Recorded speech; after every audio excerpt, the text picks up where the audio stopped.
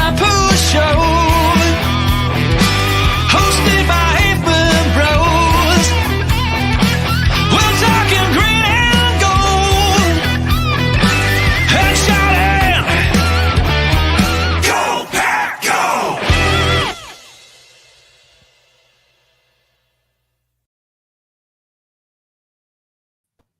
Hey, we're back. It's been a little bit, a couple minutes. Actually, lots happened in the world since we did a show last. Packers have had, lots of stuff happened since we did our show last. Packers have had 2 games. I don't remember either of them. What? Some of the world is turned upside down. Really? Some people figured out tariffs are bad. I forget whatever else. But anyway, lots of stuff happening. Oh, Aaron Rodgers is even worse, but now he's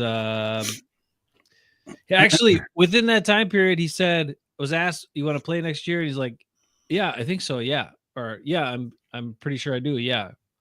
And then less than 2 weeks later, he was like, "I don't even know if I want to play next year."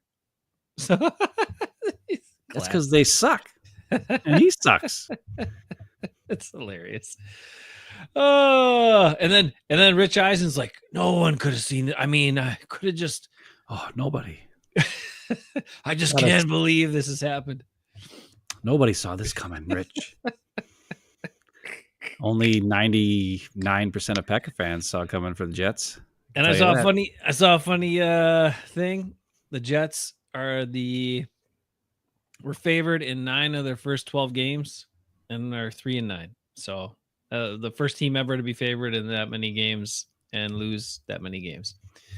Anywho, that's not our problem. Packers are winning games. They're still in third place because the Vikings keep winning, and the Lions had a bye, but they only have 1 loss. And now it's Packers' big opportunity to play the Lions and maybe scare them a little bit, or maybe not, and then still go to Detroit later in the playoffs and beat them and go to the Super Bowl. I'm excited. I mean, I'm excited about this game. I mean, I got to be honest. The 49ers game, the Dolphins game. I mean, look, the Packers have been didn't really give a crap. They've been getting lucky, though. They've been catching teams shorthanded. They're getting guys all the calls. It's a bunch of all crap. The calls. Who got all the calls? Come on. I don't know. Who got the calls? All I know is this. Josh Myers getting away with holding? The 49ers game was probably the most boring thing I've ever seen in my life. I was bored. Why? They run the ball. This is what you wanted. You love running backs, and the Packers have been running the ball. What is your problem? The problem is Josh Jacobs is just not exciting. He runs hard. He's like the Edgar Bennett of nowadays. Oh, come on. He's way better than Edgar Bennett. He's not. He's just Edgar Bennett. He's stronger. He had one move where he caught a pass out of the backfield, and he made a juke move on a guy where if he was 2 years older, he probably would have tore his freaking ACL because of that cut. Why you? Because he did such a hard cut. Because I like Wilson and I like freaking Brooks better. I like Wilson too. They're better players. Okay. Brooks is a better pass blocker. He's got size and he's tough and he's a monster. And Wilson's got super acceleration. He doesn't have top speed, but he's got top acceleration, which helps him get to the outside quick and go, or hit the hole quick and boom. He gets like 12 yards before you know it. It's 12 yards. Whoa, what happened there? He's been very decisive too, which I like, Emmanuel. I think last year he ran more tentative, but I don't know. But I do like the Matt LaFleur play calls. Do you like the new blocking schemes and all some of these things that are different? It's not really new. It's what they did with Malik Willis way back in the day, week 2 and week 3. But now they're first doing it with Jordan Love, which is good. Now I don't really like the play where it takes 25,000 years to get the ball to Josh Jacobs. You know what I mean? Where it's like it's a fake pitch and a fake this, and then at the very last second, then he kind of like goes like this, and it takes so long that I just see a Josh Myers getting his ass kicked, and the next thing you know, Josh Jacobs gets his ass kicked for a 5-yard loss as soon as he gets the ball because it takes so long for him to get that handoff. I don't like that play. It's worked a couple times for big gains because the defense is like dumb. It's like a trap, right? It's one of the traps. It is, but it takes so long for Jacobs to get the ball that if we play a good defensive line, it's going to be a dead play. It's going to be a negative play. So, is that the one? Is that the one I'm thinking of that they ran out of the pony where they have like the other Yes. running back lead up the hole? Yes. Okay. No, I not at the hole. No, not the hole. Okay. The other running back goes behind him, or it's a wide receiver that goes behind him, behind the quarterback. And he fakes like he's going over here, and then he hands it back off to Josh Jacobs as the running back's rocking behind him, and it takes a long time to develop. And I gotta say, I like it. I kind of like it. I like the double team blocks. I like a bunch of the traps they're running. I like how you're using different guys in different ways. Like Tucker Kraft sometimes is leading up the hole. Tucker Kraft is sometimes they're kicking dudes out. The guards are doing a lot of short trap blocks. Jenkins, they're using him to trap a lot because apparently, like, man up, he's not that great. So they just like but he's doing a lot better. Yeah. And you got to hit the guy at the right second, and the back's at it right when he makes his 1 second block, and then you go off of him. That's the thing. It's really good about those trap plays is you don't have to block very long. You just got to get there though. But you have to. But if you can, and it helps because when you have Sean Ryan, who's your big beefer, who can sit on a guy and lean on him for a while, and then it's Jenkins who's coming across. That's pretty awesome. We'll get to that. I do like that. And I do like. Let's see, what else do I like? And Tucker Kraft is the man. I mean, we've been saying it since he was drafted. We said this is the guy he's the all-around tight end that we've been looking for. You know, he's the Mark Shimura type guy, except he's better Mark Shimura by a mile because he's got his run after the catch is insane because he was a running back in high school, and it's just awesome. Way back when, a while ago, prior to one of the first people that was on the Tucker Kraft train to draft him and all that stuff was Bruce. Bruce was one of the first people dropping like Tucker Kraft, to us all the time. Now you may have known him or whatever, but I didn't know much about him, and I was like, I didn't. I knew about him because I studied all the tight ends. Yeah, but it wasn't like, like when they drafted him, I remember laughing because when we were doing live because you wanted Washington so bad. Yeah, I was wrong. He's not that good. No, he's just a big, fast. But he's just not fast either. It's weird. He runs fast in a straight line. Yeah. But on the field, he's not fast. He's just Mercedes Lewis. And he's not as physical as he should be for his size. No. I'm disappointed. I'm just like he doesn't have enough nasty in him. So I'm disappointed. That's the one draft pick the Steelers got wrong. But every other one they usually get right. All the receivers, all the D-line, the linebackers, they just keep drafting Wisconsin linebackers and defensive linemen, and they're just amazing. I don't know why the Packers can't figure that out. But whatever. But yeah, it's exciting. This is the game, man. This is the game I've been looking forward to for like 3 weeks. The last 3 weeks in a row, William G say hard to have confidence, tough to have confidence, even though they keep winning. Yes, starting to have some confidence, especially if they beat Detroit. Ooh, weather's not going to be an issue. Weather's not going to be an issue this time around. Yeah, I know. Can't blame that. Hey, that's okay. Jair might come back. Nope, he's out. Is he again? Of course. I just saw it. Of course he is. He's not playing. Never plays. Which is fine. He's not good anyway. So he's waiting for Will Levis to come back, and then he'll play again. Yeah. Was that the last time he played? No, but that was the only time he got an interception in return for a touchdown his whole life.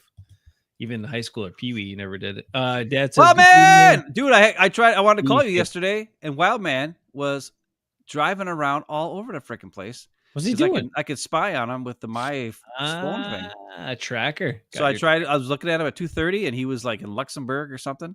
And then I'm like, I was like, okay, well, I'll check. Maybe he'll be home in like half an hour. I checked at 3:00, and he's in like, I don't even know where he was, someplace else. Then I checked a little while later. He was at some church, not even in Green Bay, like by New Franken, or I don't freaking know where the heck it was. And then I looked again, and he was someplace else, and he wasn't even at home yet till like, I don't even know. And then after that point, I was like, well, I can't call you now. Jesse's bringing dinner home. Too bad, dude. I want to talk to my dad, but he's driving around like a bum all over town. Not even all over the whole state of Wisconsin. He was everywhere, Northeast Wisconsin. He must have put out a good freaking 300 miles driving yesterday. He likes that encore. He wants to get some time in it. I guess he likes it. Everywhere. All right, so you were not. Sorry, I interrupted you and took you off track. So you didn't like the 49ers game. It's too boring. No. Here's the thing. Too boring. Here's the thing that scares me, and it's the thing that always will scare me. Okay. Is what did we talk about the last time we had a show? Christian Watson, he's breaking, he's doing, and even those big deep catches, did they look that clean? No. And then what happens the next game? Wide open, drops a freaking touchdown, wide ass open. Now, that's 2 games ago. That's the 49ers game. But these are the type of things where you can't, like Willem G is saying, you can't freaking count on these guys. They're just not great players. They're not even good. Because to be good, you have to be at least consistent. And between him and Dontavion Wicks, who can't catch the damn ball half the time, it's just terrible. I don't know what's going on. Like, the best thing we can do is go to Kraft at all times. It's always a good thing. He should be the main target from now on. Him and Reed, right? Like those 2 guys. Yeah. And I know you might be thinking, that's, you're not throwing the ball downfield very much. Well, you know what? When Jordan Love throws the ball downfield, it's not always great. He does throw the ball downfield a lot. But it's like either guys are dropping it, which isn't his fault. That was a perfect pass. And freaking, and I know it's 2 games ago. I get it. But it's just one of those things where I was so excited. I was like, okay, Christian Watson, big game, making some plays. All right. And then he goes and drops that. Yeah. And you're just like, dude, come on. We're waiting for you to just take over and be something. Just be something. And it brings me back to the Hall of Fame. Both Mike Holmgren and Sterling Sharp have made it to the finals for the head coach, and now Sterling's. It's taken so long that he's now in the like old man, retired, or whatever, like reserve old man. Ridiculous. League. But here's the thing: there's 5 people up for it, and a possible of maybe even up to 3 could get in. So there's a good chance Mike Holmgren and Sterling Sharp could be going into the Hall of Fame at the same time. Next summer. It's long overdue. And it should happen. I mean, Mike Holmgren was the first head coach to take 2 bum teams that couldn't win worth a crap and took them to the Super Bowl. No one had ever done that before. Not taking 2 teams that were complete garbage, and then he came, and then the Packers got the Super Bowl, won, obviously, and then got again and lost. That's because Favre was a ding-dong. And then took the Seahawks, who never had done anything in their whole entire lives, and got them to Super Bowl, and then got screwed by the refs. So that the Steelers, so that Bill Cowher could get his Super Bowl, which was a bunch of bullshit. Anybody who ever has 2 eyes could see that. So really, Mike Holmgren should be the first coach ever to have 2 Super Bowl wins with 2 different teams. But he got screwed by the refs, and he'd be an automatic Hall of Famer after that. And he probably would still be he'd probably retired by now, but Hasselbeck would be maybe a Hall of Famer because he would have won a Super Bowl, and then they would have maybe had even more and more, and he would have had a better career, and they would have never drafted stupid, Wilson. They never would have signed good old Flanny, Flugie, whatever his name was, Flynn, off the Packers. Yeah. But I'm just saying, Sterling Sharp, when I hear people talk about Devontae Adams is a future Hall of Famer, that's what they keep saying. And all these guys are future, and Justin Jefferson, like Mo just sent text today about how Justin Jefferson is so amazing and a future Hall of Famer. And I'm like, listen, Sterling Sharp never got a 10-yard off the line of scrimmage easy route, and nobody touched him for 10 yards ever. Sterling Sharp got double teamed, triple teamed constantly, and still dominated the entire NFL.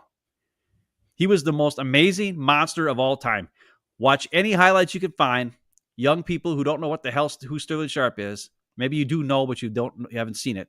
Watch any highlight you can find of Sterling Sharp, and you'll see what a true Hall of Fame wide receiver looks like. It's a shame that his career ended because of an injury early.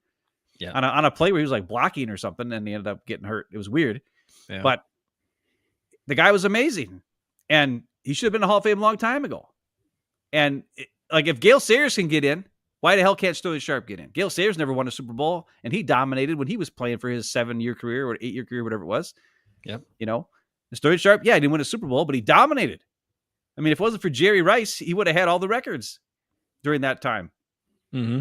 And that's the other thing that's really key is when Sterling was on the top of the mountain, he was a top 2, top 1 receiver his entire career until he got hurt.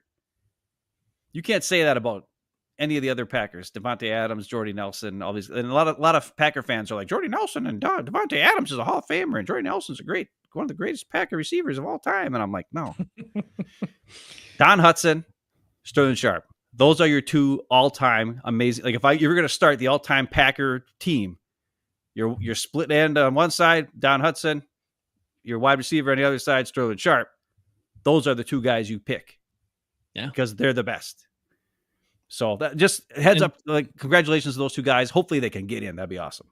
Just think too, because he's a guy that's just going on Sterling a little bit to give some perspective for people who are maybe not as old as we are, but he's a guy that you could put him in pretty much any era of football. You could put him in today's NFL and he would dominate too. Yep. Actually, just think if he had opportunities to catch some of these bubble screens and some of the crap Oh my gosh, they do now, right? Because he was so good at breaking tackles too. And if you get him out in space against a corner, or it's just a corner to tackle, forget it. That guy's not tackling him. And then he had good enough speed. He was shifty enough. He had like all this good stuff. And then you think about some of the unique ways that they get guys open. Some of the pattern, like he had a lot of, deep patterns he had to run that were, on the sidelines or whatever. Now they have all these ways to scheme guys open for these 20, yard in cuts where they're between linebackers and safeties and they got room to work. Like, you imagine him catching the ball there and then being able to turn and just like juke a safety or run over one safety. Like that dude, I mean, ridiculous. His size, speed, strength, hands, all this stuff. That's the thing too. Like he wasn't amazing at all those things, right? Except for he didn't have like burner speed, but he had pretty dang good enough decent speed. Yeah. But his number one thing to me was consistent and automatic hands. Like I don't remember ever seeing him drop a freaking pass, whether it was 20 degrees outside or whether it was 100 degrees outside, whether there was two guys hitting him at the time, he still came down with the ball because he would practice with the jugs machine. He'd catch like 100 balls every day after practice or whatever. And that's one of the things that when you think of these guys, like Devontae had another drop the other day for Rodgers on 4th down.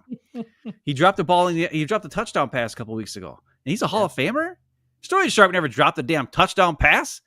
He never dropped a first down when they needed him to catch the ball. He caught everything. I mean, it's just ridiculous. Like the players nowadays get so much hype because of their numbers, and they have great numbers, but they don't get touched for the first 5 yards of their routes, hardly ever. Nobody does it. Nobody does it anymore. They all just sit back and play these covers, these zones, and let him run around like Justin Jefferson runs wherever he wants. And Mo's all over me today. And I'm like, dude, I'm not saying Justin Jefferson's a bad player. I'm just saying if you beat him up a little bit, it can mess with him. And that's what the Lions did to him and shut him down. And that's if you do that, that's how you beat him. Hit him at the line of scrimmage. Slow his butt down. He's a skinny guy. I like him. He works hard. He's got really good hands. And he's got some decent shiftiness. And he's got really good ball awareness when the ball's in the air. He's got good body control. All those things are great. But the thing he doesn't have that Sterling had was size and girth and who could just take a hit and just still catch it. Or just plow through a guy or all that kind of stuff. And it's awesome to think of Sterling that way. And that's the saddest part about it is when you look at the Packers receivers, none of them are consistent in any way. Even Jaden Reed has got some weird, like he drops some balls every now and again, or he just, I don't know. He's our best guy, but he's iffy with passes longer than 10 yards downfield. Sometimes I'm like, is he going to catch this one? And he doesn't, I mean, he's good with little bubble screens and stuff, but so I don't know. I would like to see one of these guys just, I'd like to see all the guys take over and just do what they need to do as soon as they catch it and go. But and Romeo landed on his head or whatever. Romeo, but Romeo has been, I don't know what's going on with him either. It's just but he's a weird still year. A dude that will usually catch it when you need to. Yeah, he's the best hands on the team. Yeah. That's not. So I don't know. We'll see how it all shakes out. But they're working through the run. They've decided they're going to establish a run. They're not going to throw it 40 times a game anymore. They're going to play through the run first. And so far, so good. I like the different things they're throwing at people because it does get, I mean, we were frustrated by the stupid zone, outside zone, inside zone, flow to the right, flow to the left, block somebody in the area. Like so many things can go wrong in that. And this way they have guys that are pretty much called out and designated who you're supposed to block. And so you block them, so that's good. That works better for most offensive linemen. It works better for these guys for sure. I think the only way the zone stuff really works is if you've got a line that's really played together. Everybody really knows each other well, knows what the other guys are going to do, or they've got enough continuity there to do that. But Packers just don't have that. And then I think I do like the pony package. I do like them working that in more because I think Brooks is a valuable guy to have. He's a good enough blocker guy. He can pick up the blitz if you need to. If you put him out in a pass pattern off of that, or run him out in the flat, or maybe he chips and then leaks out, like I throw it to that guy. He can do something with it, Like I like all that. I like a lot of the stuff they're doing offensively. They still have too many damn penalties and dumb ones on the offensive line and stuff like that. But overall, pretty good. And Josh Jacobs, I mean, come on, the guy's playing good. He's not great. Of course, we can compare and we can look at what Saquon Barkley's doing, and you're like, oh my God, why didn't we just get that guy? But we didn't get that guy. We got this guy who's like a couple tiers down, but he's still pretty good, right? Saquon Barkley, that guy's crazy. Saquon Barkley is insane, dude. I mean, I think he should be the MVP this year. I don't know. Everybody's saying Josh Allen now because Josh Allen's crazy. Right. He is crazy, but that's his thing. He's crazy. I know, but he's not making mistakes this year. And he's still being crazy, like running over dudes, running in for touchdown, doesn't care what the hell is going on. I got to do whatever I got to do to win the game. Stuff like that. Well, so far he hasn't. So far, so good. I don't know. I'm sick of quarterbacks getting all the time. I know. It'd be nice. I mean, Saquon's having an outstanding year, and I do hope that he does win it too. Because I mean, I know running backs got to have like crazy years to win it, but I just hope that this, I think he deserves it. None of the quarterback statistics are all that, earth shattering like they were. Remember when guys were throwing like 50 touchdowns a year for it's so crazy. How many seasons? They're not doing that anymore. So like fantasy football is just weird. I think it has a lot to do with just so many fewer plays. And I know they made the adjustment with the clock.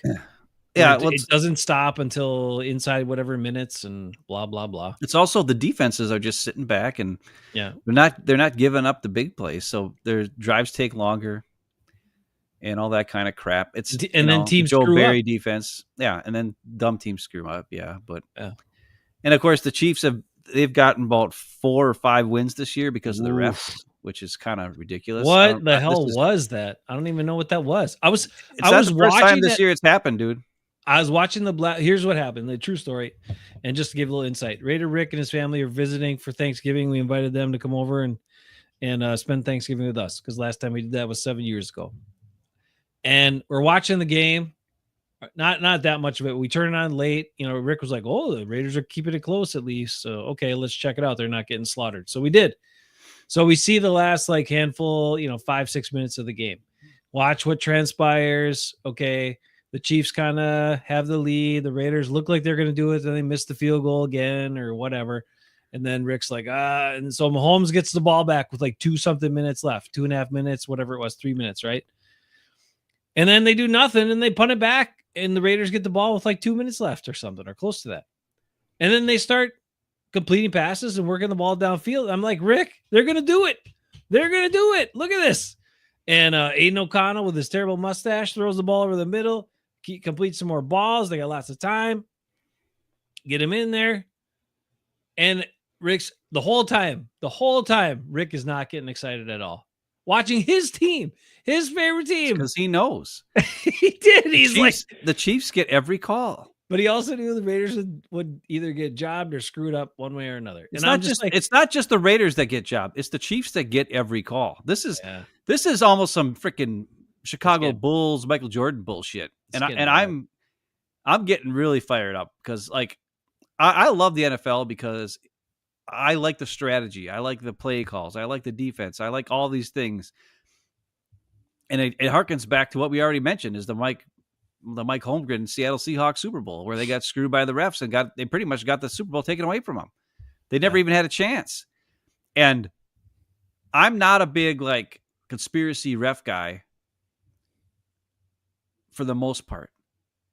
but from being a Bucks fan in the 90s and watching the Bulls just hack and crap, beat the snot out of us, and then you say hi to Michael Jordan as he's walking past you, and it's a freaking foul called on you every damn time. It's kind of ridiculous. And the Chiefs and Patrick Mahomes have become the Michael Jordan Bulls of the NFL this year.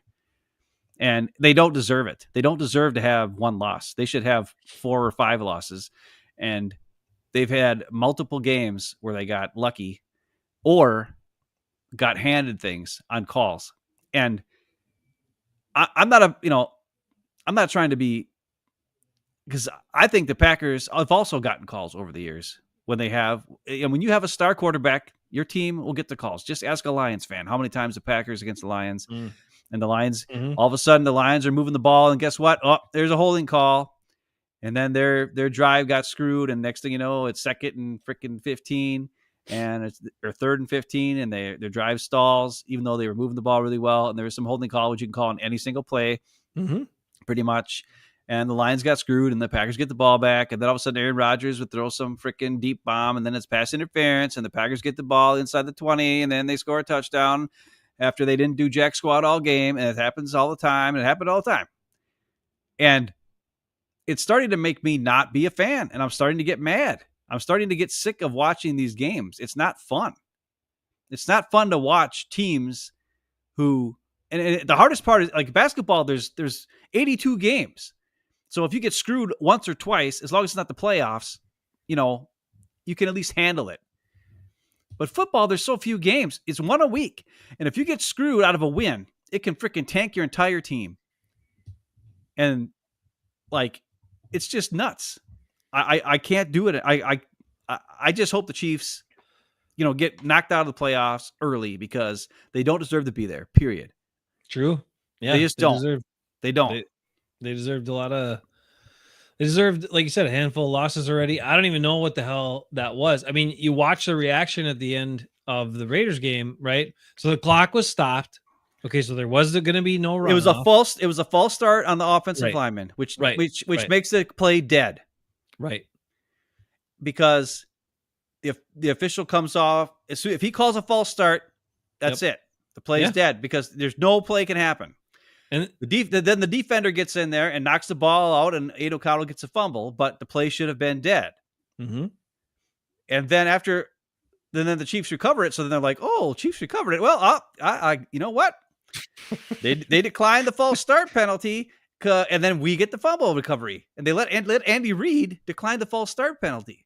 And I'm like, no, you can't do that. The rules are, it's a false start, the play is automatically dead. This isn't like something where it's offsides. When the defense goes offsides, then you can keep going. Like how many times you see Aaron Rodgers do that? He gets a guy off jump off sides and the play extends, as long as there's like the quarterback is not in danger or something like that, right? But the reason why they blow a false start dead is, number one, it can give an advantage to the offensive player, but also it could actually be a disadvantage to the quarterback, because if only one offensive lineman moves, but the defensive line sees those guys, sees that one offensive lineman move, and all the defensive linemen go, the other offensive linemen are ready to block, and the next thing you know, the quarterback could get hammered by like 4 or 5 tackle or defensive linemen because they saw the one guy move, so they went after it. So they have to blow it dead to protect the quarterback. And somehow they just broke all the rules and just said, nope, I guess the play did keep going, even though it's a false start and it's supposed to be a dead ball. And then they still fumbled and they gave him the fumble call. It's just a bunch of shit. And how you can not, like, if I was Antonio Pierce, I'd be like, what the crap? Like, I'd be like, no.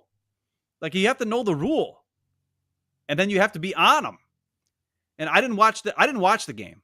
So I don't know what was going on. Like, was the broadcasters being like, yeah, I don't know what's going on here. There can't be a fumble because it's a false start. Or were they not even letting... They were confused. And then the other part to me is, it was the only game going on, right? So the league office or New York, whatever, should have been in contact, right? The officials from New York should have had some extra help. Like, and they sat there and talked about it for a while. Like, what the hell? What went on? Yeah. And like, I just don't get it. I mean, I don't know how you can get in that type of game. That's the only game going on, and you got extra Right. help. Like, how does that take place? And what is the teams? You get the bull crap like, oh, send my complaint into the league office. Right. Well, what the hell good does that do you? Doesn't and here's the thing. You'd say like, well, the Raiders have like what, 2 wins, so who gives a crap about the Raiders? Well, you know what? It gives the Chiefs only 1 loss, and it still keeps them as the number 1 seed. And the Bills are the number 2 seed, even though they beat them, and because they have 2 losses, and they shouldn't. They should be the number 1 seed. But the Chiefs are going to be the number 1 seed, even though they've gotten all these wins for no reason, and teams are going to have to go to Kansas City to try to win games. It does matter. And it's a bunch of crap. But I don't know why this is a Packer podcast. I know. And listen, it's such a weird. And I'm honestly, I've seen, like I said, I've seen the Packers get some bullcrap calls too. Now, since Jordan Love's been the quarterback, it hasn't been that way as much, which is why all of a sudden the Lions can, compete with us and beat the snot out of us because we don't have Aaron Rodgers who gets all the calls. We have a, young quarterback who's not getting all the calls. He gets some once in a while, but not that many. Yeah. But I just hope that this game tomorrow night is a legit game. There's no crap, no fumbly goofball crap going on, to give the Lions the win or to give the Packers the win for that matter. I just want to see a great game where the teams play well. If that was my hope, is I want to see both teams play their best game and then hopefully the Packers win. And then we can be like, oh, that's awesome. Because I think that's the reason why I'm so like, because we dominated the 49ers, but they didn't look that good. The Packers didn't look good in that game. They still won, but it didn't look good. They played the Dolphins, but like Tua threw for like 1,000,000 yards. And if he wouldn't have had that muffed punt right off the bat from the Dolphins, because we couldn't do jack squat on offense that first drive, like that was a huge play. Yeah, a big play. That buff punt was a huge play. They gave us the ball inside the, in the red zone and all that when we couldn't do jack squat. What if they would have gotten the ball, went down and scored, did some stuff? I don't know. It's weird. And it's not, that wasn't a fluke. I mean, it wasn't like the ref giving us the call. It was a muff. Right. It was I'm just saying like, it wasn't, I'm concerned because if we don't look that great now tomorrow night and moving forward, this is now kind of like playoff time, right? Mm-hmm. This is now where a win is a win is a win. If they look like crap, hey, hopefully they'll fix it before the next game, but keep getting wins because at this point we're the 6th seed and we're in the playoffs, right? If we just keep winning games. Yeah. I think there's very little chance the Packers don't make the playoffs here. Yeah. Right. I mean, it's almost impossible because even like the 7 spot, you fall off after that pretty quick. So, I mean, it's almost set. I mean, the NFC is almost set, like the 7 teams. It's kind of boring. But yeah. The AFC I mean, is too. It could be some little jockeying and stuff. And of course the South is who's going to win the division. Right. Well, that's the big, yeah. And the West. Right. In the West. Between the Cardinals and the Seahawks and the Rams. And I think the 49ers are pretty much out of it now, especially with McCaffrey getting hurt and they seem to be out of it. Yeah. It's kind of a mess. I mean, Seahawks are interesting. I mean, I would rather play the Seahawks than the Cardinals. Really? Because Murray looks so bad against the Packers. I know, but I think he was just not taking the chances for some reason. Maybe he didn't get up. Maybe he didn't. I don't know. I don't know. He seemed out of it that day. He did. He seemed to kind of just run out of bounds instead of trying to take the play up. You know what I mean? Yeah. Just for instance, like I played Sarah, our sister, in fantasy football this week. I left way too many points on the bench again, like an idiot. Mm-hmm. But I still got dominated by 50 points because Lamar Jackson scored like 20 freaking points the last drive of the game, even though they were down by 1,000,000 points and still lost the Ravens to the Eagles. But Lamar Jackson ran all over the goddamn place. and Kyler Murray can do that too, but he didn't do it against the Packers. But I've seen other games this year where he has done that. Yeah. Where he just takes off and runs all over the place. And I'm like, why didn't he run against the Packers? I don't know. And we showed those plays. And a lot of it was, okay, Keyshawn Nixon kept his eyes on him and McDuffie and all these guys. But I mean, they're not great players. I'm pretty sure that he could have freaking juked him out of his shorts and got through him or got past him. And he kind of just ran out of bounds instead of trying to like cut back or make a move. But in a playoff game, I think he will cut back and make a move. And that scares me. Where the Seahawks with Geno, I'm not as worried about Geno and the Seahawks. So I don't know if it's a good idea for the Packers to lose when they go play the Seahawks in a couple weeks or whenever that is, so that the Seahawks end up winning the division, so we can go there in the first round of the playoffs when we're the 6th seed and they're the 3 seed and we can beat the snot out of them. Because I'm worried that if it's the Cardinals are the 3 seed and we're the 6th seed, I'm a little concerned about that. Nah, I'm not worried about that. Okay. So I'm just worried about the Eagles and the Lions because they're physical. So the 49ers, I mean, it happens, right? I know you said the game is boring, but the Packers looked like the more physical team against a 49er team. That's weird. That's freaking weird, especially on the offensive side, like their offense against the 49ers defense. Like, yeah. Well, no Nick Bosa will make that happen. Well, I know, but come on. Warner was out there. These other guys, maybe it's the Devondre Campbell factor. I don't know. Oh, that helped. I don't know, but like they just got pushed around, and I'm like, what the hell's going on here? And those are the things as a fan you have to kind of regulate yourself and be, oh my God, not think the Packers are like this bully team that they're probably not. Because when they go against the bullies, we'll see, right? We'll see tomorrow night when the Lions offensive line, because everybody's talking about how, Van Ness got a sack and Kenny got a sack and blah, blah, blah, against the Dolphins. Well, what are they going to do against a good offensive line? Because we talked about that for a long time. You play against a bad offensive line, they look good. Don't get it skewed and get your hopes up like, oh, now they've really got it. Now they've turned it on. No, they just played a bad unit. Now we're going to play a good unit. Are they up to the task? I'm not expecting them to get much pressure or many sacks. I'm certainly not. I'm not expecting them to be great at stopping the run tomorrow night. But I do expect them to at least be able to run the ball against the Lions offensively, and that should help quite a bit control the game and keep it within reach. So, and I got to say it, I love watching this team play defense without Jair Alexander on the field. I like it so much more. Because even you like to see Eric Stokes out there? I like him, seeing him more than Jair Alexander, yes. Because at least he tried a couple times this time. I think initially he wasn't trying, but now he's been, shifted to like 4th string to the bench. When he actually gets on the field, he does try harder and tries. He tried to make a couple tackles. I don't know if he actually made them or not. But I like seeing Corey Ballantyne out there once in a while. I like seeing Keyshawn Nixon out there. I like seeing, I'll see Rochelle out there. Those guys are all at least going to try to tackle and do something. And when Evan Williams is out there and you can have Bullard playing the slot and doing different stuff like that, it's much better. And then the other key thing is, keeping those 3 linebackers out there as much as you can. That looks better too, because Wilson's still doing his thing. And McDuffie being back was a big help in the last couple games. I mean, I like Cooper and he's fast, but McDuffie's just a better all-around player. He's better just tackler. He's smarter. He's solid, consistent. He knows what he's doing, and there's value in that.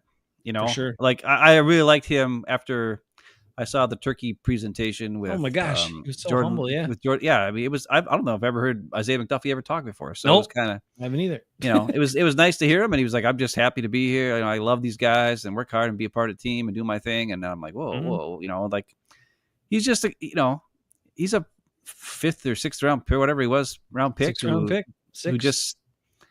who's worked hard and should have been starting probably the last 2 years over Campbell because he stunk. And because every time he was in the game and Campbell was hurt, guess what? The Packers defense looked a heck of a lot better. And now this year he's finally getting to play more and he's doing all the right things. He's a football player, man. He's a solid, smart. I mean, he's Blake Martinez. He's not going to do anything spectacular, but he's not going to lose you the game. That's for sure. Mm-hmm. Now everybody's excited. Quay Walker played his best game. That's what I keep hearing. He played his best game. I keep hearing that. The game against the Dolphins was his best game as a pro. 100%. He was flying. He was the most aggressive I've seen him. He was on stuff. He was making tackles in the backfield. Like, for whatever reason, this was the best Quay Walker's ever played. Now, it doesn't mean he's amazing. He did it for one game. He needs to do that every week to earn his starting spot. and be more valuable than the other guys that could be out there, because right now they don't have much of a choice. But look, when those other dudes come back, if Quay Walker's playing subpar, he needs to be on the bench. But if he plays the way he did this last game, okay. I wonder if he was playing more of a role like Edgerrin Cooper plays, where he's able to just scream and attack. Like he doesn't have to think so much. And then McDuffie was the guy who was making the decisions and having to clean up the mess. Because it seemed like McDuffie was everywhere making tackles, but they were like downfield a little bit. You know what I mean? Mm-hmm. And Quay was like blitzing and doing things and getting, in the backfield. And it seemed like he was more decisive, but it seemed like McDuffie was the guy who was making all the plays. Maybe the Niners game was his best game. I can't remember. People are saying that this was the Dolphins game. Okay. They said that his Dolphins game was his best game. That's because they said that the Bears game was his worst game ever, which I don't know. I've never played football. I've never been a coach on the defense. I know a little bit about offense because I play Madden, but when I play defense on Madden, I have no freaking clue. I suck at defense on Madden. I just skip the defense, just play offense, and I score like 78 points, and and I let my defense just whatever, do the fake defense or whatever because I suck at it. I suck. I can't get off freaking blocks. I can't do any of that stuff. But anyways, what I'm saying is this: I don't know why he sucked so bad against the Bears. Everybody says he sucked. I don't know why everybody says, look, he was so great against Miami. I don't know. It didn't seem like he was doing that much to me. When watching that game, like it wasn't Quay Walker that stood out. It seemed like it was McDuffie who stood out to me. Yeah, McDuffie was great. Yeah. But the PFF grade for McDuffie was really low. It was like 40. It was 40 something. And the PFF grade for Quay Walker was in the 60s or high 60s, 67. PFF, come on, man. So I don't know what the deal was. But like I said, it seems to me like McDuffie was tackling more like, 2-yard gains and 3-yard gains and 5-yard gains and stuff like that. And Quay Walker was getting blitzing and getting plays in the backfield, a couple here and there, but I don't remember like a bunch of that happening. But everybody's like, oh, Quay Walker, Quay Walker, oh, Quay Walker, Quay Walker. Even after the game, like Andy Herman just was like, oh, Quay Walker, Quay Walker. And he never even mentioned Isaiah McDuffie once. And I'm like, what are we doing? That's weird. McDuffie is a guy who like even the broadcast was like McDuffie. He was the guy who was getting the turkey leg with freaking Jordan Love and Josh Jacobs. Like, what are we doing here? It wasn't Quay Walker out there. How did you feel? More importantly than the game, how did you feel about Leroy Butler being there, being able to present the turkey leg and cook the turkey and do all this stuff? All I know is this: Leroy Butler has too many nephews. He thinks Jordan Love's his nephew. He thinks Jair Alexander's his nephew. He thinks Evan Williams is his nephew. He calls everybody his nephew. None of them are your nephew, Leroy. Or pick one of them.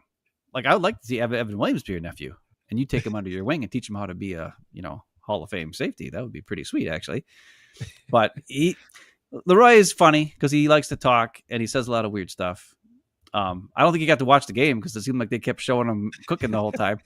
So I can't imagine he saw any of the game to know anything that was going on. He just showed up at the end and was, giving him the turkeys and stuff. And he was like, oh, my nephew, I want to make sure my nephew gets a turkey leg because he didn't get it last year. And my nephew. And he said he had to make sure Jordan Love got 2 turkey legs because he didn't get one last year. And then Jordan Love just kept passing him, and then he had no turkey leg left. I know. So they had to get one back to him. I was like, Jordan Love, come on, man. Nice. I don't know. But everybody started coming over. Like Stokes is coming over. All these other guys. Get the hell out of here. Get out of here, Stokes. Turkey leg, guys. Get out of here. Tucker Kraft should have got a turkey leg. Yeah. It was. But yeah, I mean, it was funny. I'm glad they did it that way. NBC, saw the wrongs that CBS or whoever it was. No, I think it was Fox last year. Yeah. That the Packers got screwed out of the turkey because I think that. I can remember Greg Olson ate the turkey. He's like, oh, well, we're out of turkey. Sorry. We ate all the turkey. Sorry, Jordan Love. It's like, what? What are you doing? So, yeah, I don't know. But it's like I said, it's a weird thing. This show is a really weird one tonight. We're just like blabbing. I didn't know if you had any plays. No, I got nothing. I don't give a crap. I told you I have not. I've been, listen, it was Thanksgiving. I'm in a good mood because I got, my kids are home from college. I got to hang out with my kids. Did you make food? Did you have Chinese? What did you do? I didn't make anything. Jesse's, actually Olivia, my daughter, went over to my in-laws on Wednesday and made some food. And then went there early on Thursday morning and helped make some food. Dang. So Olivia and Grandma Else were the ones making food. And then Grant and me and Jesse were slackers, did nothing. So you just went over there, watched the Cowboy game, and I was there for a little bit. okay. Um, Just for the food? And then, well, we were hanging out. And then Jesse... I saw they went to Wicked. They went to Wicked. And then me and Lauren were there, like my father-in-law, and we were watching the Dallas game, and he was falling asleep because it was so bad. Yeah, it was terrible. And then the cat kept trying to jump on me all the time, and I'm allergic to cats. And I was like, gosh, dang cat.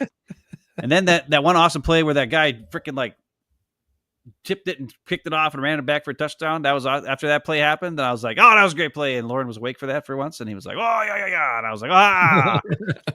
And then he was like, hey, that cat's trying to get on you again. And I was like, yeah, I think it's time for me to go. So I just left. Oh, all right. Well, but so I didn't think I even got the halftime of the second game, but I didn't even watch hardly. Everybody was gone to Wicked, and it was just me and my father-in-law, and he was falling asleep on the chair, and I was like, what are we doing? Yeah, well, and then the cat kept trying to jump on me. Yeah. I was like, cat, get away. Because here's what happened last year for Thanksgiving. Yep. I was sitting on the chair, minding my own business. And because they have two cats, they have one cat who's like the Beeler, right? He's always trying to get in trouble. And then the one cat who's a nice, good cat who just was like, whatever. And the one cat who's always trying to get in trouble he knows I hate cats and I'm allergic to them. And he's like, ooh, that guy hates me. I'm going to go and bug him every time. He doesn't do it right away. Like he'll wait for like hours, like 2 or 3 hours. And then all of a sudden when everybody's calling, he's like, I'm sick and I'm bored. I don't know what I'll do. I'll go bug the guy that hates me. And he started walking by me. I could see him coming. And everybody was downstairs watching something. We're watching football. I think it was the Packer game at the time. And they're all sitting there, but they weren't really paying attention. And then the cat jumps on me like he's going to jump on my lap. But I don't want to touch him because if I touch him and I touch my face, then I break out and freak out. So I stood up right when he was jumping on me. And then he tripped, like he kind of didn't land on me, right? And then he fell and landed on his back. A cat landed on his back. Ooh. And he was like, wow, and he did this. And then everybody looked at me. And I was standing up like this. And they all looked at me like I was an asshole. And Jesse was like, did you just throw the cat off you? And I'm like, no, the stupid cat tried to jump on me and I stood up and it fell, and they don't give me dirty looks. And I was like, that cat is a jerk. Just leave me alone. So that's what happened. Do you hear what happened this year? No. On Monday? No. Okay, I'm not going to talk about it on this. Okay, we'll talk later. I'm going to save it for Christmas because it's a story for Christmas. Okay. Well, it's not a story for Christmas, but all I can say is this. There's a guy who knocked on our door at 8:00 on Monday before Thanksgiving. And craziness ensued. Wow. Okay. And I had like one of those moments where you're just like, you don't think, you just do stuff. Wow. And I just attacked and freaking got him out of the house. And it was what? Craziness. What? Absolute craziness. I don't know how I did it. What's going on? But it was nuts. It was absolutely nuts. I'll tell you about it at Thanksgiving or at Christmas time when we do Christmas together. And maybe in the off season when we have nothing to talk about for Packers, I'll tell the whole story because it's a whopper doozy of craziness. Wow. But yeah, it was real thing is some guy got in the house. Jesse didn't look to see who was outside before she opened the door. And he pushed in past her and I heard her say my name in a tone I had never heard before. Like really afraid. Mm-hmm. She just said my name and it's just like, "Ben," and whatever. And I was like, what the, and I was downstairs and I just came up around the stairs and there was some guy standing in my like entryway in the house. And I don't know. I just saw red and I just freaking ran up the stairs as fast as I could and freaking tackled his ass out of the house and slammed the door on him. But there's a whole lot more of the story after that we'll get into some other time. But it was pretty. Dude, this guy, all I can say is the guy was definitely not mentally in the right state. Wow. But yeah, it was a wild night. Jeez. That's crazy, man. Yeah, it was the most I don't know, fastest I've moved in probably 20 years. Jeez. And that was me climbing up the stairs too. I was like, Man. even Jesse was like, "Holy crap, you came from out of nowhere." I think that guy was just shocked, and I was like, "Yeah, well, good. I scared him." They catch him by surprise. That's the way to do it. Yeah, but it was weird. It was weird. That is weird. All right, so I don't even know. Let's hope the Packers have that same sort of. Yeah, I mean, I was tackling better than half the Packers. Tomorrow. You know what I mean? Like I was like, just went and gut and attack, boom, smack. So you were not impressed with these last 2 wins, but no, we will say that. I mean, fine. 49ers were missing some key guys. Dolphins were playing in the cold and their speed was neutralized. So that helped out a lot. Plus Packers bullied them and ran all over the place. So it appears, at least at this point, that the Packers can still be effective at running the ball. I would think they could be effective at running the ball against the Lions. I think they're, and then if you're that, you can get the guys to creep up and you get some play action passing and you can be effective with that too. So I'm expecting the Packers to be pretty good offensively in this game. The things I'm most concerned about is, can they get any pressure on Goff and can they stop the run? And those will be the keys. And, answer true, to be honest, I have no idea. I really don't know what to expect there. I don't expect them to be that big in the pass rush department. I don't expect their coverage to be that great, to be honest. So I think it's going to be a pretty high scoring game and kind of up and down. And, kind of might end up being like who makes a mistake or who has the ball last and stuff like that. Or coaching decisions could come into play once again. Well, I think the key, there's the weaknesses on the Lions are on offense. You have to get Jared Goff uncomfortable, right? You have to get him off his spot. He's not like Jordan Love and other guys who can still throw the ball sidearm and off kilter and all this other stuff. But he's also a guy who stays in the pocket and he stays for a long time and he doesn't let the pressure get to him, and he'll like go through his motion properly and has really good mechanics and all that kind of stuff.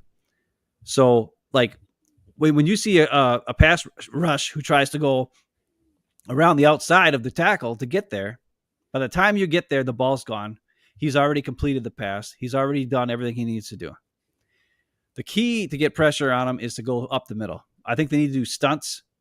And instead of having your faster defensive ends try to go all the way around the tackle to the outside, have them loop in and give them some pressure through the middle if you're going to do it that way. Or we need guys like Devontae Wyatt and Carl Brooks to try to penetrate from the D tackle position and get penetration, or at least shove something back, or get the center or the guards in his way. That's it. But they're still really good offensive linemen, so I don't know how they can do it.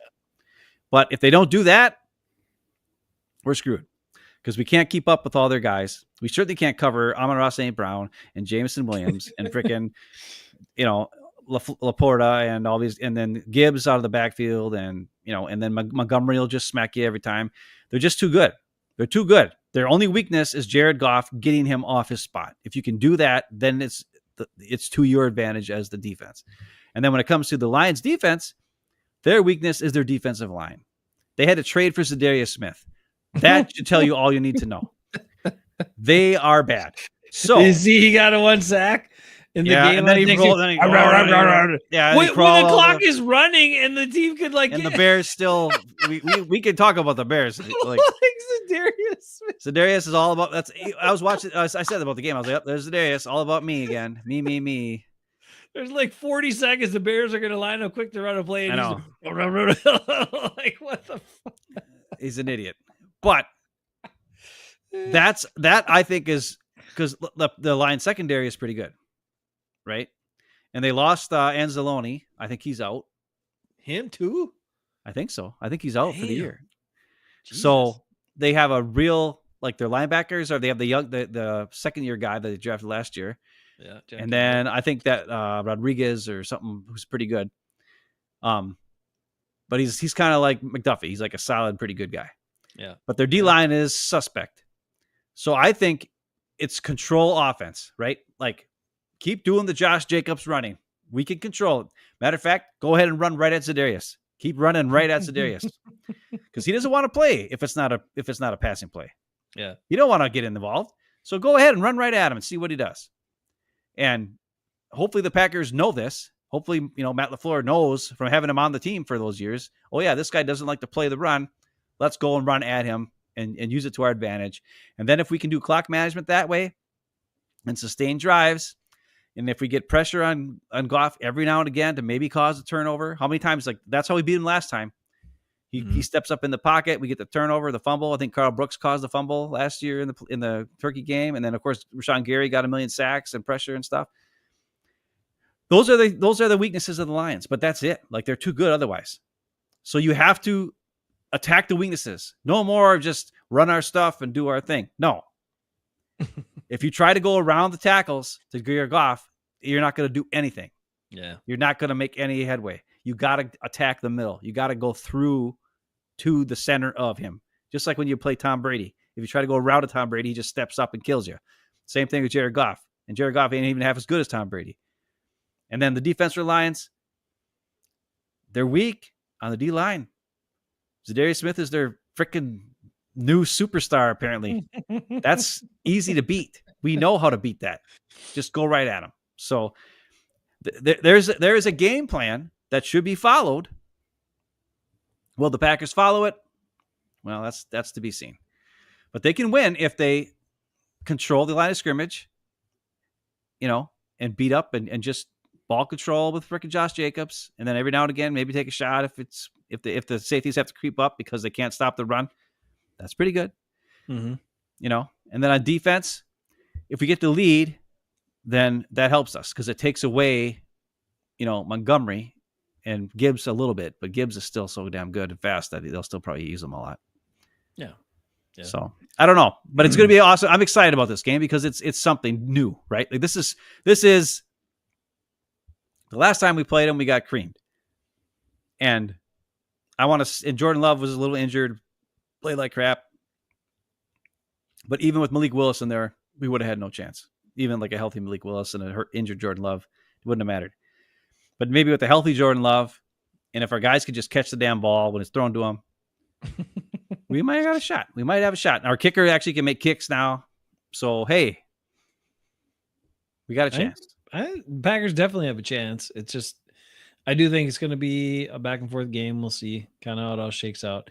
If Dan Campbell gets too aggressive and blows, some fourth downs that he shouldn't have gone for or whatever, that could help. And then if LaFleur, makes the right decisions here or there, I don't know. He tends to, I still don't understand some of these decisions and analytics or whatever. He says he doesn't use the analytics for some of the stuff and just goes with, the feel of the game or whatever. Like that's why he went for it that time with against the Bears with 11 minutes left in the game or whatever, instead of kicking the field goal there. Like dumb. I just sometimes just Mike Holmgren their ass and just take the points. That will win you games. Yeah. I don't know. These guys, and it's just weird. These guys they go for it way too much. And I'm all about being aggressive, but like sometimes it's just dumb. Sometimes the reward is, the possible reward is not even worth the risk. And you got to weigh that better and make the right decision for your team to win. Cause I'm all about risk too. But the same thing with defense.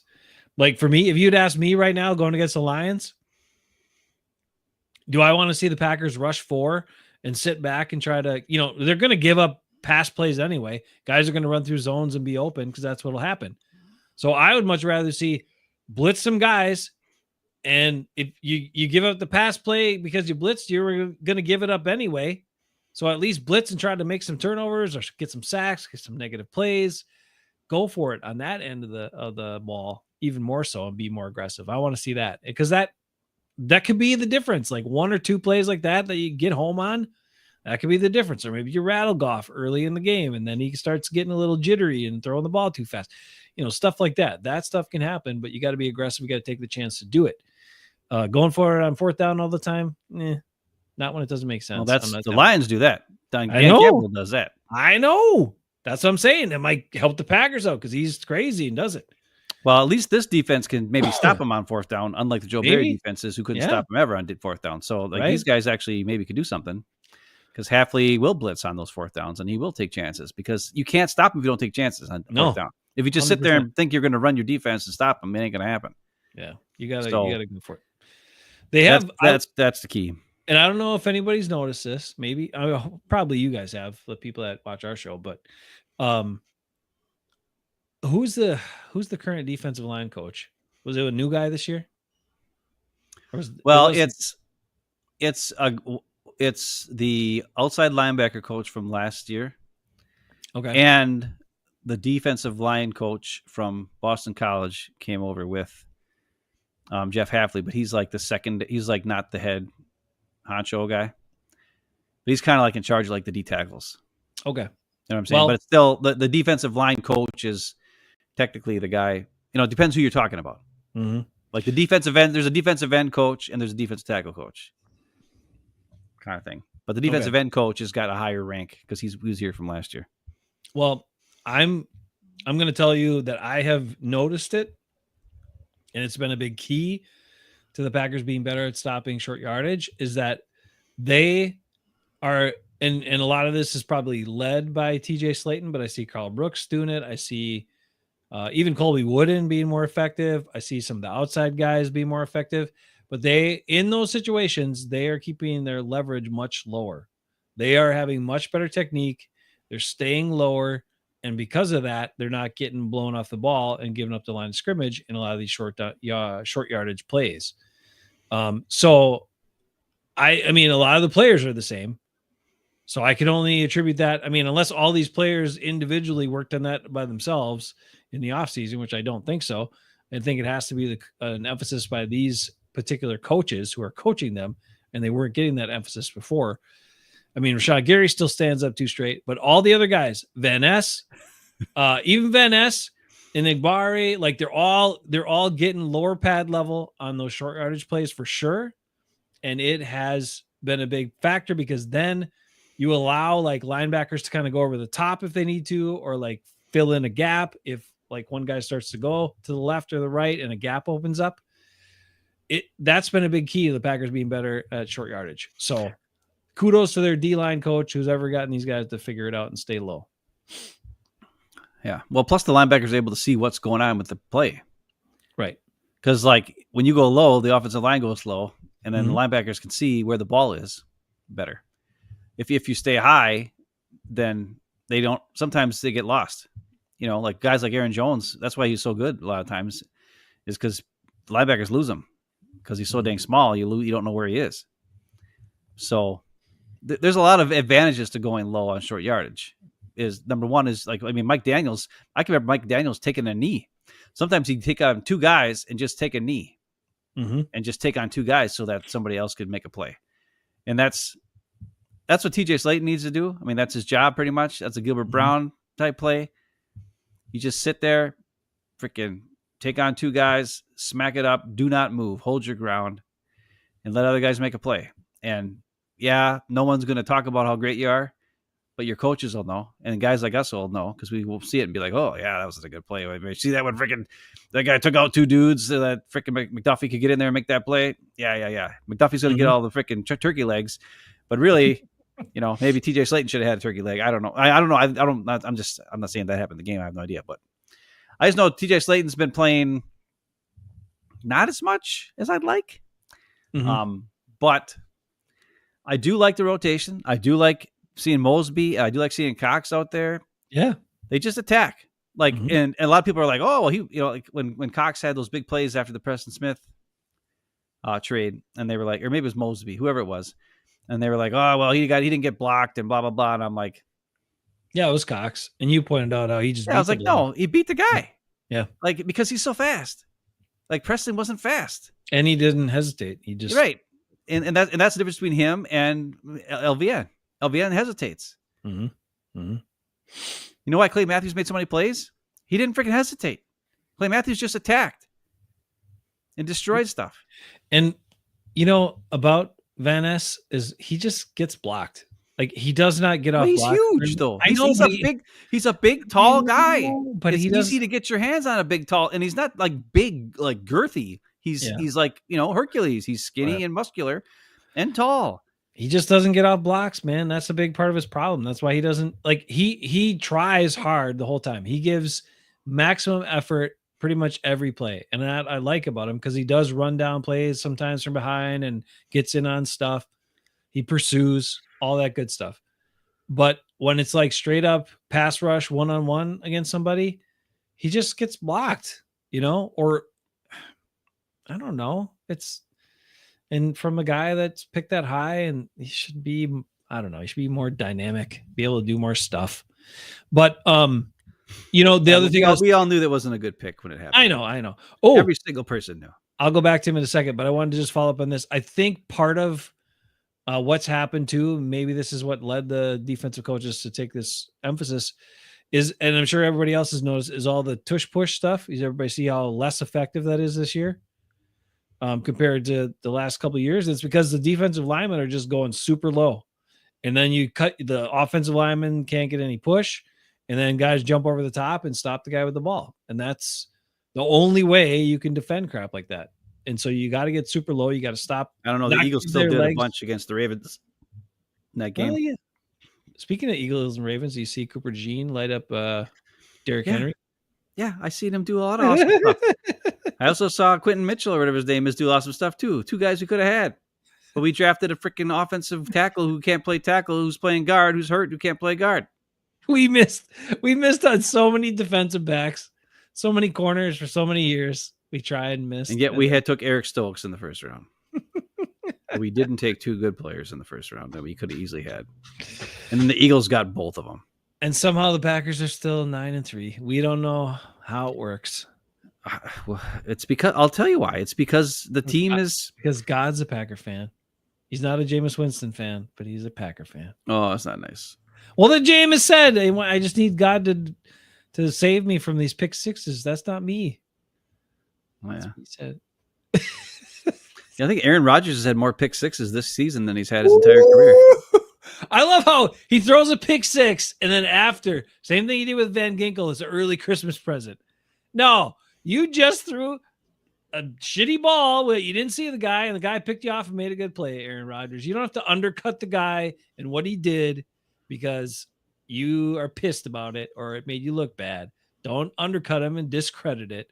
The guy made a good play. And how did the defensive lineman run 90 some yards and not get caught by an offensive player? Because Aaron Rodgers, they didn't try. They didn't care. Yeah. And the other Jets are like, fuck. They all gave up. Yeah, they were like, I think offensive linemen were chasing them down, but all linemen were running, but the other guys weren't. The receivers and the running backs and Aaron Rodgers were just there. Because they're freaking nowhere to be found. Diva babies. Yeah. Diva babies. How did that culture get set from a team that was... Yeah, you follow your leader. When your leader is a douchebag, selfish ass munch, well, then you're a diva big douchebag elvis ass munch. Whatever. I can't remember what I just said. Rick and I were talking about it, and I think the most likely spot if he wants to come back next year is probably the Raiders. The Vikings. Oh, the Raiders. Raiders for a 1 year. Tom Brady go play for Tom Brady's Raiders. They got nobody, right? They got nobody. They got Gardner, but they're not going to give Gardner. So they'll take Rodgers for a year and draft a guy and then hopefully turn it over after 1 year. That's what they want to do. But everybody wants it to be the Vikings, so it can be the exact same kind of trajectory as Favre and all that and finish the same as Favre. But that's the Viking. You think Kevin O'Connell wants any part of that guy? No. Nah, you don't want that. O'Connell doesn't want that. And neither does Kwesi Omoza, whatever his name is. But the Raiders would take it, whatever. Or the only other thing that's been I don't think anybody wants him. If Bill Belichick goes to a team, Rodgers could go with him because that's probably the only person he actually respects enough to maybe kind of listen to. And how long will that last? Well, I don't know. If you listen, maybe one season. A person who doesn't speak to their parents for as long as he hasn't spoken to his parents, will not have respect for Belichick. As soon as Rodgers does something wrong, and he blames the wind, and he blames his, the receivers, and he blames the protection, and he blames the play call, and he blames everything else, and then Belichick takes him into a room and says, "Hey, you suck. Stop blaming everybody else." Whatever respect he had for him will be gone because he'll put him on his island, his little island away to the people he doesn't like. So it'll be the same thing. It'll last 2 weeks, 3 weeks, or whatever, and then it'll be the same crap. But the difference is Belichick won't take any crap. He'll be like, "Screw you, shut up, freaking." But I'm telling you right now, there's not a single team in the NFL that would want him. No, not a single team, because not only is his play bad, but this is shown to everyone. This is not. We know because we've watched him do it. Like the 2 MVPs he won in 2020 and 2021, should have never got him. Like, they weren't that great. All that stuff was him throwing to Devontae against bad teams. Mm-hmm. And against good teams, never worked. And he didn't fight back, and he didn't do his comebacks, and he didn't try to make things happen. He had more comebacks in his last year with the Packers than he had like the previous 8 years, which is weird. But that last year he was the Packers, because they were, they came back a bunch of games and whatever. It was weird. But the Jets, he can't come back. And all the Jets fans are like, "Oh, he's had 5 chances this year with the game on the line and him ball in his hands to come in for either a field goal or a touchdown to win the game, and he hasn't done it once." And it's like, well, yeah, that's not what he's known for. Look at the stats. Crickle Chains has got way more. Don Majkowski has more. And he didn't even start that many games. Well, he doesn't have more, but he has more like in one season than Rodgers has ever had in a season. Crickle Chains has more in one season than Rodgers ever had in a season. He's not a comeback guy. He's a front runner. Mm. And now everybody's like, so the play isn't good. The diva babiness is there. So the only way he would go to a team is a team that like the Jaguars. What? Come on. Or the Carolina Panthers. No, a team with an owner who just wants to like sell tickets and be like, "Hey, Aaron Rodgers." Right. But I think that's over, because I think the Jets have proven that nobody, I don't think that's a viable option anymore for any owner, that Aaron Rodgers is going to sell you tickets. I don't think it's going to happen, because he looks so bad that people are like, "Eh." This isn't like going to see like a great pitcher, when he's on his last hurrah, and then you like go to the games to see that pitcher pitch or whatever, because he's going to retire or whatever. Like, he's not good. I mean, unless you want to watch him suck, like I'd do that. But like, I don't know if anybody else wants to do that. Like, would you want to pay money to go watch a guy suck? I don't want to pay money to watch a guy suck. If I'm going to pay money to go to a game, I want to see some good football. Yeah. Not some crap. But anyways, so that's, I don't know. Whatever. We'll see what happens. I just showed up. He stinks. Yeah. Bottom line is he can't, he won't be a Jet. No freaking way. Well, the one thing is, if he decided to, because he said for the longest time, if I can't play the way that I always played, then I know I'll be done.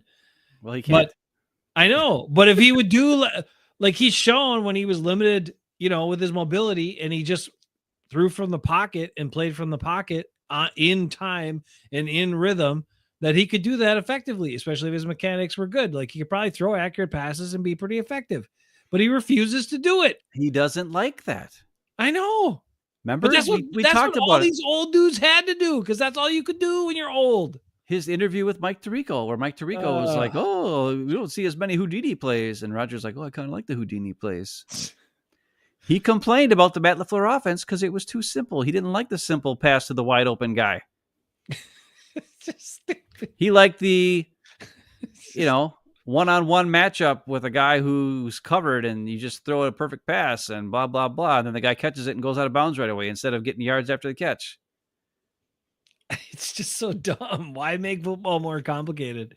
I'd rather see an easy completion and the guy catches it and gets another freaking 10 yards or something. Yeah. That sounds way better to me. Me too. 100%. Well, let's hope. All right, score prediction. What do you got before we go? I got nothing. I don't know. Come on. I don't know. I don't know. 34-31. Hey, Green Bay Packers. I want the Packers to win. That's all I want. But I don't want it to be a cheap win. Unless it's because, like, Dan Campbell goes for it on fourth down a bunch and they don't get it and he's dumb and, that's his own fault. Now I'll take that. It's not like the Packers being good, but it's whatever. But I'll take that. I'm excited. I'm pumped to watch the game tomorrow night. It's going to be awesome. Thursday Night Football. That's actually, I get to actually watch it on TV instead of on my phone because I have Amazon Prime, so I actually get to watch it on my big He's TV. been hanging out this whole time, Lee. You're such a Lee. How's it going with the baby? That's his thing. He's probably rocking the baby or feeding the baby. Rocking the baby, feeding the baby. There's nothing else he can do. It's either watch us or watch a game show channel. How many times can you watch Chuck Woolery go, see you in 2 and 2 or whatever? Remember that? 2 and 2? And now they can watch, what's his name? Steve Harvey and the Family Feud. There's 800 million episodes of the Family Feud. It's insane. Could go either way. Tough to say. Come on, JJ. Take a stand. Pick a side. What side are you on? We know what side. I think with Zadarius Smith on the Lions, that's just too good of a... Matt LaFleur has to prove to me that he knows what's up and go after Zadarius. Just run the ball at Zadarius every single play. So? Wow. Yeah, and we win the game. Will He doesn't want to play run defense. Oh, I know. I mean, I know what you're saying. I just don't. He only wants sacks, so just run at him every play. LaFleur's smart enough to do that, though. Yeah. You think everybody's saying he's a brilliant coach? He's so smart. If he's so smart, let's do it. And then the Packers will win for sure because they'll never get stopped. 100%. I agree. Until the Lions are like, oh, crap, we got to take Zadarius out. And then he'll get all mad and he'll get his own gold chain and complain about stuff, and it'll be great. Him and Jair.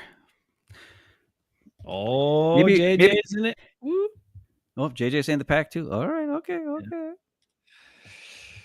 Oh man, I still wish the Packers had one more decent corner, but I do like the way the defense is coming around and playing. I kind of actually hope it's Packers Bills in the Super Bowl. That would be pretty fun, but we'll see. Actually, it probably wouldn't be that fun. Josh Allen wouldn't be run fun. all over the place like a crazy bastard, but and Rasul Douglas will get about 17 interceptions and destroy us. Come on, that's all right. But then I could still be excited about that part. It's plus Matt Milano is back off injury, so he played in the other game. Jesus, do you see how fast that Cook dude was? Damn, Cook, yeah. Why is he so fast? I was like, holy shit. Because it's like whenever one Cook goes down and sucks, then the other Cook gets superpowers. It's like Tomax and Zaymot. Or no, actually, they both got hurt. Remember the Tomax and Zaymot from G.I. Joe? It was Lomax. No, it's Tomax. Tomax, okay. If you punch one, then the other one got knocked out too. It was the stupidest. It's like you and me. No. If you punch me, I get knocked out. That's about it. Okay. But if you walk in your house, watch out. All right, dude. You better not walk. You better not just barge into my house because I will freaking shove your ass out. I'll freaking smack the piss out of you. Dude says Packers going to win big. Holy crap. Well, man is so freaking whatever. The Vikings will lose a game. Packers will make them lose a game. Well, they're going to lose to the Pack next time they play them. And they're probably going to lose to the Lions too. So, yeah, probably. Yeah. So it's all good. But they'll still make the playoffs. It'll be good for the Vikings. What would happen if all three teams had the same record and they were all 3-3 against each other? Or I mean, whatever, 2-2 against each other. Is it a conference record then? And they all beat the Bears. Yeah. I think it's conference record, and then it goes down to common opponents. Then, then probably like points or some crap. I don't know. Points is the last thing, total points. But usually it doesn't get all the way down there. But sometimes it does. I don't know. I mean, come on. The Vikings are going to blow it somewhere along the way. They're going to lose a couple games. I don't know, man. They got a crazy defense. They got, By the way, that Aaron Jones fumble was not a fumble. He never caught the damn ball. I know. He didn't have a clean catch. He didn't even had it. Like, how does they call that a fumble? There was some bull Like, it was crap. bobbling all over the place, and then the guy hit him, and then it fell. Like, how is that a catch and a fumble? It's not a catch. There was some dumb article I read that was about like, oh, the Packers finally realized the Aaron Jones problem and how many fumbles he has in his career and some other crap. And I'm like, look, every Vikings fan that is actually knows what's going on realizes that without Aaron Jones, their offense stinks, and when he's around, it looks way better. Even though Sam Darnold was the one that made some plays and blah blah blah, but also you can even see it, like the plays that Jones is on the field, and they do a fake to him. Like, watch the linebackers. Where do the linebackers go? They go with that fake to him every time. That's why, like, when Akers is in there, he gets a bunch of yards because they ain't even worried about him. 27. Yeah. They're like, eh.